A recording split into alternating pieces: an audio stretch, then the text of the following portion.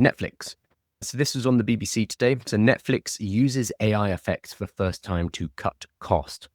The fact that this appears on the front page of the BBC still shows why this is relatively sensational. I think a year from now, 2 years from now, the fact that film companies, TV companies are using AI will not be an issue. This is a bit like, I imagine, 20, 30 years ago when film started to use computer effects, or when Disney started to use computers to help animate their films. I imagine at the time that was it's destroying the craft, and it's destroying the creative industry, etc. I'm sure there was a similar scare back then with this. So we just need to go through that same process over the next couple of years. So this is, I think, one example. We're going to see many more.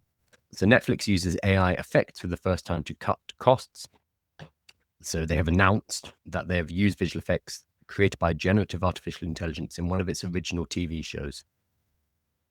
So it was used to create a scene of a building collapse in the Argentine science fiction show The Eternaut, apparently it's called, and it allowed the production team to complete sequences faster and at a lower cost. Yeah, so they're talking about it seems almost proudly, whereas a lot of companies, especially creative companies, they've either been caught using generative AI and then come out very quickly with statements, or I've very rarely seen this with people actually proudly announcing that they've used artificial intelligence. It tends to be something that is shameful, which I think will change. So this is the co-chief executive, Ted Sarandos. He said, the cost of it wouldn't have been feasible for a show in that budget. The sequence actually is the very first generative AI footage to appear on screen in the Netflix original series of film, and the creators were thrilled with the results. Yeah. So I think this is going to be extremely normal moving forward. I think there will be a lot of resistance. Things like strikes in Hollywood, like the strike back in 2023, was very much connected to the use of artificial intelligence, both in screenwriting and in the digital replication of actors' likenesses and voice. This is going to become more and more and more of an issue. However, the companies, the corporations are going to continue to use it because it is going to allow them to cut costs.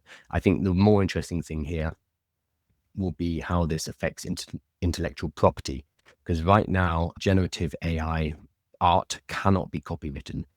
The use of Gen AI inside of your product, how does that gel with your copyright, your ownership of that final product? At what point is using Gen AI, or how much generative AI can you use within a TV show or a film before it becomes uncopyrightable? So it's a very strange dynamic that we have right now, where Disney are suing Midjourney, because Midjourney has been trained on Disney images. Most of the visual AIs have, if not all of them. So right now, Disney is suing Midjourney, but I imagine Disney slightly further down the line, or maybe they're already doing it, will want to start to use generative AI in their production processes. So at that point, they'll probably change their tune and want generative AI works to be copyrightable. And again, I think this is going to be led by the corporations. There will be outcries from normal people, normal artists, but ultimately it's going to be what Disney and the other large companies want. And it looks like Netflix are going in on generative AI, and I'm sure they will not be the last company to do